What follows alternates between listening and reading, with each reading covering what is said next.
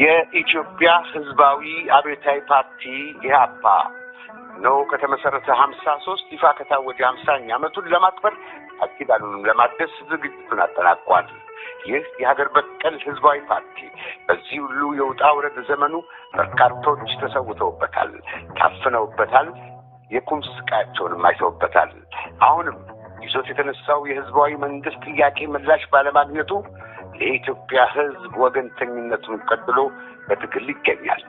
ስለዚህ ነው ህልውናውን በመጠበቁ ኢትዮጵያኖች ተሰባስበን በኖቬምበር 15 2025 በኢትዮጵያ አቆጣጠር ህዳር 6 ቀን 2018 ለተቅዳሜ እናክብር ይላል። በዘረኛ አምባገነን አገዛዝ ፍዳውን ለሚበላው ለኢትዮጵያ ህዝብ ለነጻነት ዋጋ ለሚከፍለው አለን ለማለት እንሰባሰብ። አስታውሱ፣ ህዳር 6 ቀን በኢትዮጵያ አቆጣጠር እንደ አሜሪካ አቆጣጠር ኖቬምበር 15 2025 አድራሻ 721 ስላይጎ አቬኑ ሲልቨር ስፕሪንግ 20910 ሰዓት 6 ሰዓት ፒኤም መግቢያ በነጻ። የበዓሉ አዘጋጅ ኮሚቴ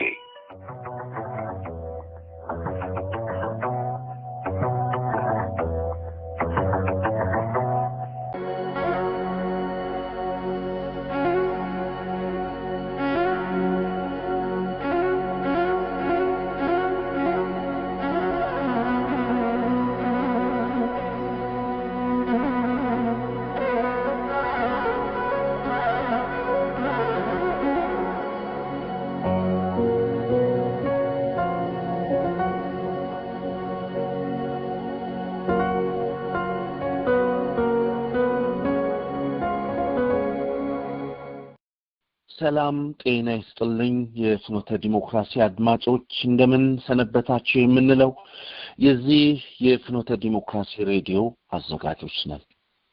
ለተለመደው ፕሮግራማችን በዜና ይጀምራል። ክቡራን አድማጮች ቆይታችሁን ከኛ ጋር ታደርጉ ዘንድ እንጋብዛለን። መልካም ቆይታ።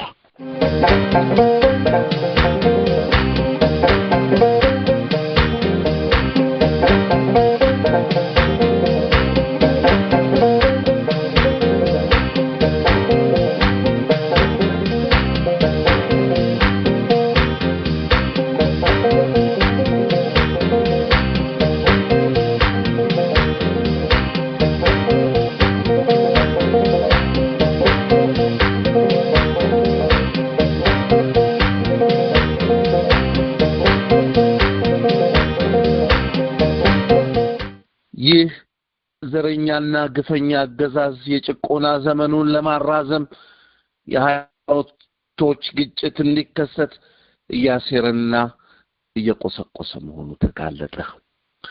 የዘር ፖለቲካን የሚከተሉ ሁሉ አማራን በነፍጠኝነት፣ በትምክህተኝነት፣ በጨቋኝነት ወዘተ በመፈረጅ የተቀረበ የኢትዮጵያ ህዝብ አማራ ላይ እንዲነሳ ለ35 ዓመታት የተዘራው ክፉ መርዝ ዛሬ አማራን መሬት የጦርነት አውድማ ማድረጉ ከሰሞኑ መነጋገሪያ ለመሆን በቅቷል።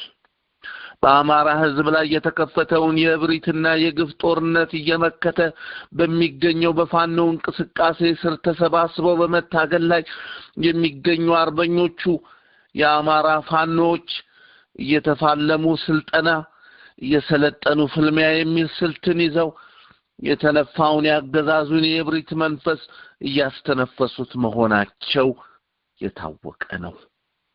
በአርበኞቹ የአማራ ፋኖች ላይ የዘመቱት የአማራ ሚሊሺያ፣ የአማራ አድማ ብተና ወይም ፈጥኖ ደራሽ፣ የአማራ ፖሊስ፣ የኦሮሞ ሚሊሺያ፣ የኦሮሞ ፈጥኖ ደራሽ በሚስጥር አገዛዙ ያደራጃቸው እንደ የአማራ ጋቻና ሲርና የመሰሉ ጸረ የአማራ የሽብር ቡድኖች ናቸው።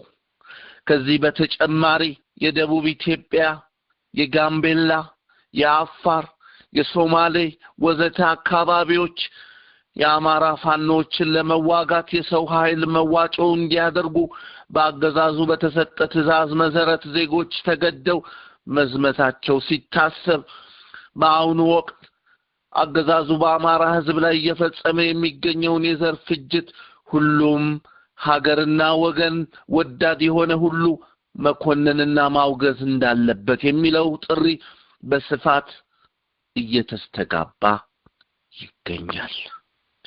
በአማራ አካባቢዎች በየዕለቱ በከተሞች ወጣቶች እየታፈኑ መዳረሻቸው እየጠፋ በየገጠሩ የገበሬ ጎጆዎችን በድሮን በሚጥለው ቦምብ እየነደዱ ያሉበትን ሁኔታና ሕፃናትና አዛውንት ሴቶችና ወንዶች እየተጨፈጨፉና እየተገደሉ ያሉበትን ይህን እጅግ ዘግናኝ የዘር ፍጅት እያወገዝን ለዓለም የማጋለጥ ግዴታችንን እንወጣ የሚለው ድምጽ የታፈነው የአማራ ሕዝብ ድምጽ መሆኑ ሊታወቅ ይገባል። ከወለጋም ሆነ ከሌሎች ቦታዎች ንብረቱን፣ ከብቱን፣ እህሉን፣ ገንዘቡን እየተዘረፈ እየተገደለ በአጋጣሚ የተረፈው እግራ አውጪኝ ብሎ ወደ ጎንደርና ጎጃም እየገባ ያለበትን ሁኔታን በጥልቀት ከታየና ትኩረት ከተሰጠው በአማራ ላይ የታወጀው የዘር ፍጅት አንዱ ገጽ መሆኑን መረዳት ይቻላል። ይህ አረመናዊ ግድያ እየተፈጸመ የሚገኘው ከዛሬ 30 ዓመት አንስቶ በገሃድና በሚስጥር ሲደራጅ የከረመው በዋነኛነት በአረብ ኤሚሬት ይደገፋል ተብሎ የሚጠረጠረው ጽንፈኛው የዋሃቢያ ቡድን ሲሆን ራሱን ብልጽግና እያለ የሚጠራው የዘረኛውን አምባገነን አገዛዝ እጅም እንዳለበት የብዙዎች ግምት ነው። ከሰሞኑ በኦርቶዶክስ ክርስትና ምዕመናን ላይ የተፈጸመው የዘር ፍጅትም የዚሁ አካል መሆኑን መረዳት ይቻላል። ይህ በእንዲህ እንዳለ አገዛዙ ድሬዳዋን የግጭት ማዕከል ለማድረግ እየተንቀሳቀሰም ይገኛል። እንደ ፍኔ ኬኛ፣ ድሬዳዋ ኬኛ የሚለው ጫጫታ ከአገዛዙ ቁንጮ አንስቶ እስከ ተራው አክራሪ ድረስ በመስተጋባት ላይ መሆኑ አሳሳቢነቱ እየጨመረ መሄዱ ተሰምቷል።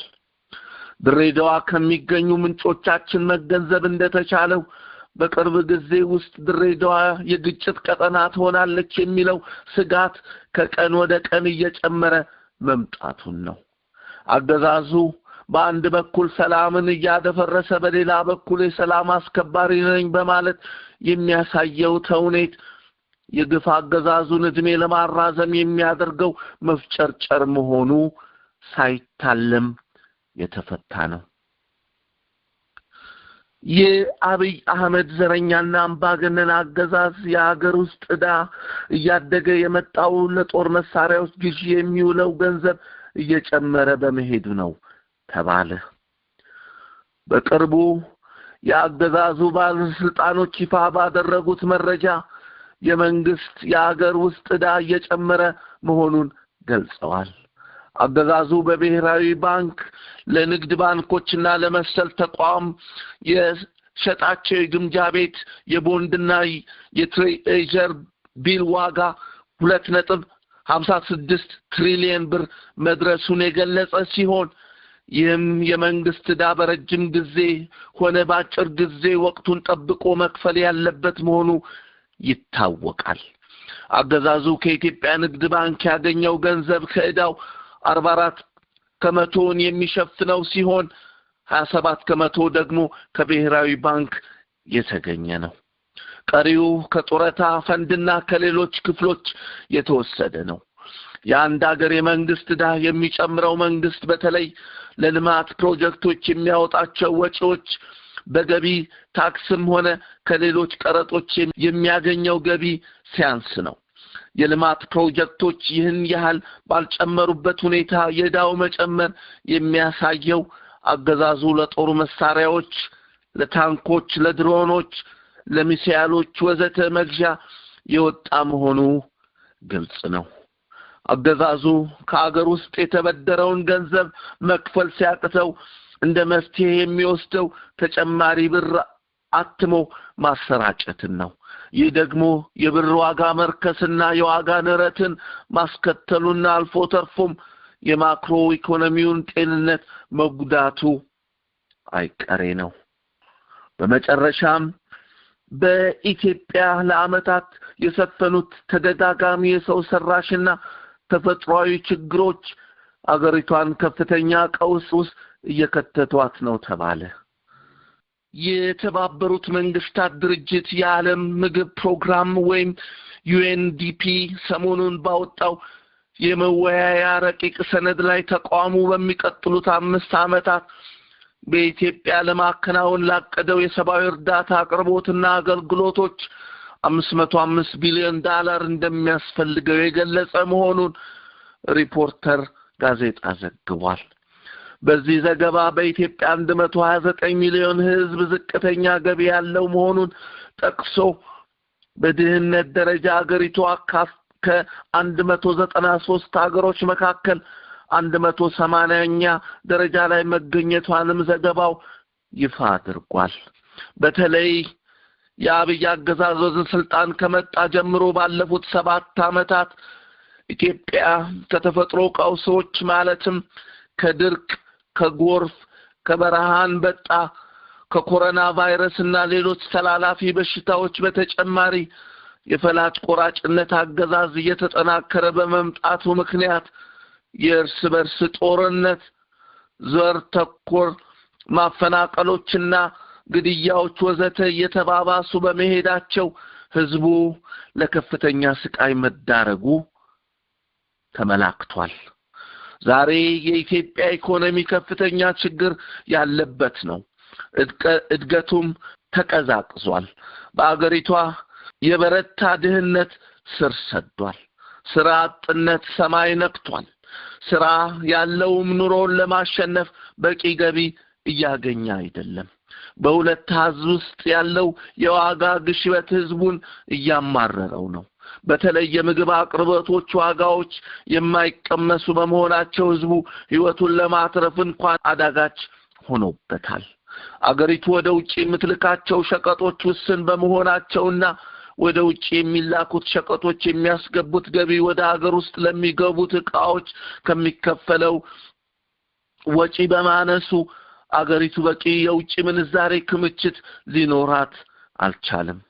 የውጪ ምንዛሬ እጥረትም ለእድገት የሚፈለጉ ቁሳቁሶችንም ሆነ እንደ መድኃኒት የመሳሰሉትን ለህይወት ወሳኝ የሆኑት ሸቀጦች ከውጪ ማስመጣት አልቻለችም። የሥራ አጡ ቁጥር ጨምሯል። ብዙ የተዘመረለት የኢንዱስትሪያል ፓርክ እንቅስቃሴ እንኳን እንደታቀደው የሚፈለገውን የሰው ኃይል በስራ ለማሰማራት አልቻለም። በከተሞች ወጣቶች ስራ ሊያገኙ አልቻሉም። በገጠርም በተፈጥሮ አደጋ፣ በጦርነትና በሌላም ምክንያት የሥራ አጡ ቁጥር ጨምሯል። በአገዛዙ ባለስልጣኖች እየተስፋፋ የመጣው ሙስና፣ የእውቀትና የልማድ ማነስ፣ በየወቅቱ የሚለዋወጡ ፖሊሲዎች፣ በንግድና በስራ ኢኮኖሚ እንቅስቃሴ ላይ የተፈጥሮ ችግር ቀላል ግምት የሚሰጠው አይደለም። የአገሪቱን ችግሮች ሁሉ በአጠቃላይ ከፍተኛና የፖለቲካና የኢኮኖሚ ሁኔታ ላይ እንደምትገኝ መግለጹ አግባብነት ይኖረዋል።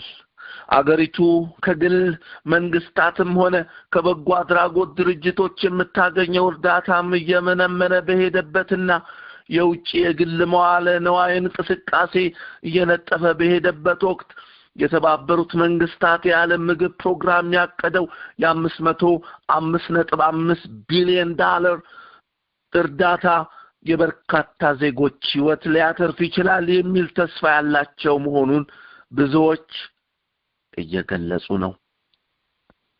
አድማጮች፣ ያዘጋጀነውን የሳምንቱ ዜና አቅተናል። አለባብሶ ቢያርሶ አረሟይ ገረነገ እውነቱን ተናግሮ የመሸበት ማደረ ባዶ የሆነ ኬስ ኖረ ከሰው ጋር ሌላዬ ነች አልበላም ባለጸጋው ደሃው ሁሉም ባገሩ ይኩራ አንዱ የተገፋ አንዱ አይሆንም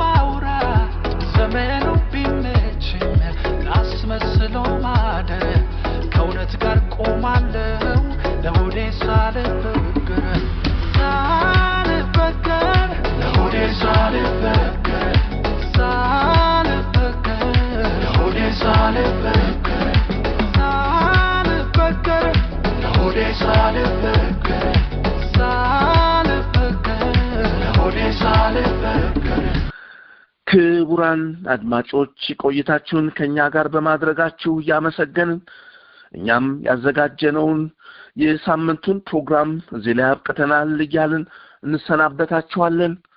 እስከ ሳምንት መልካም ሳምንት። ግራም ነፈሰቀኝ ምንባላው በዘርኑ እውነታውን እያወቀ የላይ ላዩ ሰበብ ምን ያደርጋል ሰበብ ነገር ማወሳሰብ ክብሩን ያጣ ለመስኩ ሳር ማሰብ